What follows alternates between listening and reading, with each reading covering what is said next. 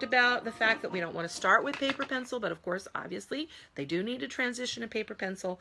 When can the child make that transition? When a child can write a phonogram in the large motor tactile kinesthetic media without help and without a visual model.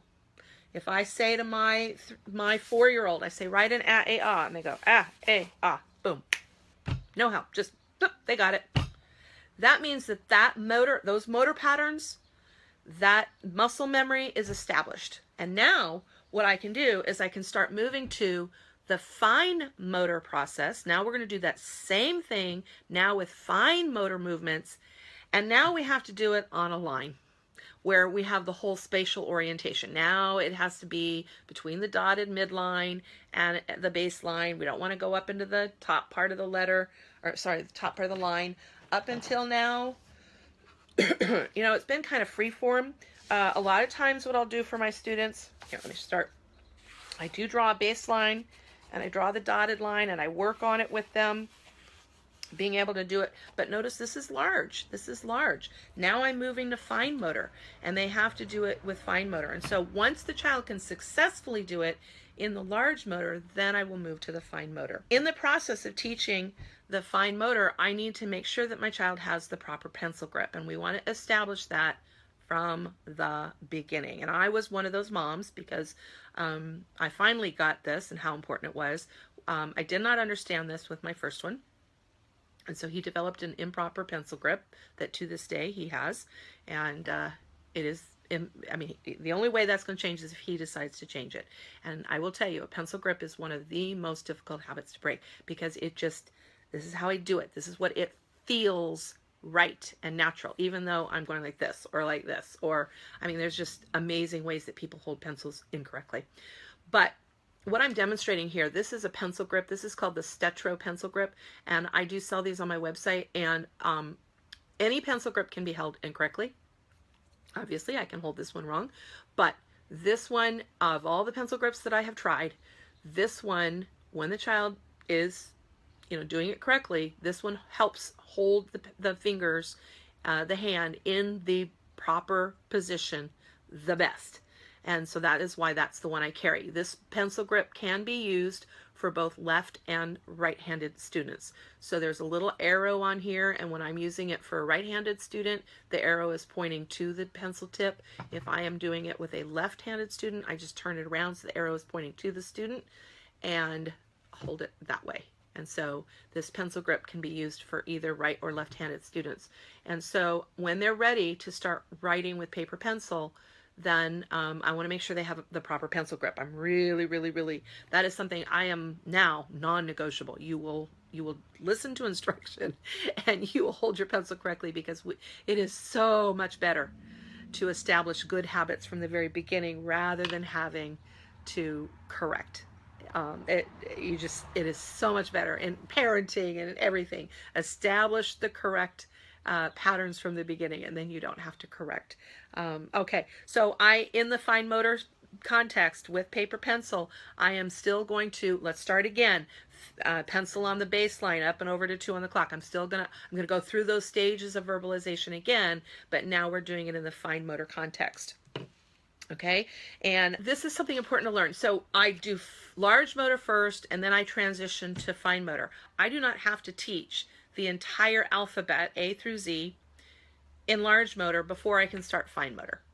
Okay, so when the child has established instant understanding of how to write a phonogram in the large motor, I'm outside doing chalk on the sidewalk, I say write a, ah, and boom, they know how to do that. That letter can now move into fine motor. So I might, for example, here's an example. I might be in the process of teaching the loop letters in the salt box. These are done. The child knows how to do these in the clock letters in the large motor media, and I might now be working on loop letters in the large motor. I might be working on these in the fine motor. So I don't have to go through the whole thing in large motor before I go back and start fine motor. Okay, so it's kind of a cycle. In large motor, I go through the 4 stages of verbalization, and as the child develops proficiency with a particular letter, then I can move that into the fine motor. Okay. Teach letters in isolation. We're going to just learn one letter, and then when we're writing on paper, we can teach the child how to link them. Again, cursive is connected writing, and then I can teach them how to link them. I can have them practice writing over and over and over. So like, for example, I might have them practice the I, and then it's fun to go back and put all my dots. And then they're learning how to go from one letter into the next. Okay. Also, when you start, once they are ready for spelling, once they're ready to get into the spelling lessons, then you're going to start introducing the multi-letter phonograms, and that is the perfect context for teaching connections. When they are learning how to link those letters together to form the multi-letter phonograms.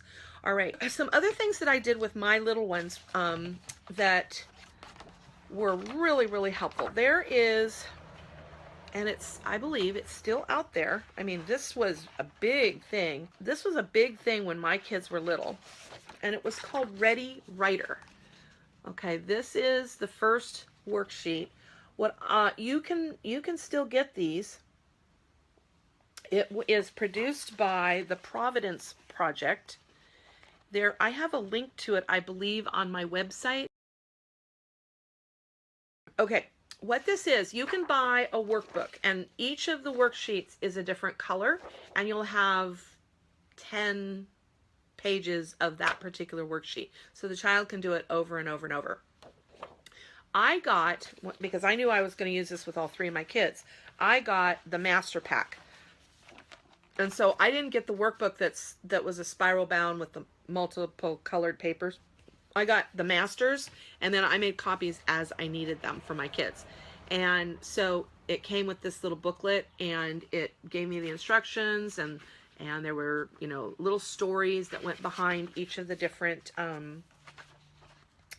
worksheets. But basically what this does is it has fun little activities for the child to do that helps them develop fine motor control. And these were really helpful. So this was a story about Mrs. Brown, the farmer's wife, and she made pans of brownies, and now she needs help cutting up her pans of brownies. And so the child has to just draw straight lines and then cut, you know, it's like using the pencil to draw where the knife marks would be in a pan of brownies.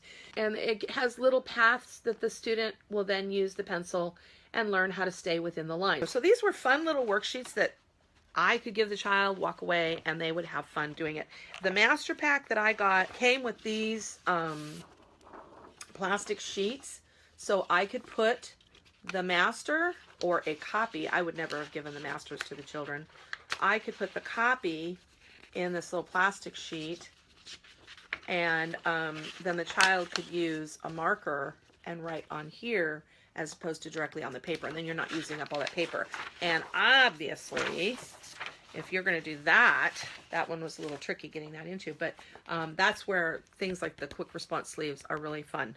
Just slip that, and then you can use the master, and then there's no way they're going to, unless they're pulling it out or something, then they can be practicing. The only thing is a marker on something like this has a different tactile kinesthetic feedback to the brain than paper pencil. Okay, there's a little bit more drag on paper pencil. Here's another one. Here's another one of the worksheets. And the sheep need help with their eyes. Okay, so the child learns how to draw the little dot that would be over the dot in the letter I or the letter J. Here's one where they learn how to do circles.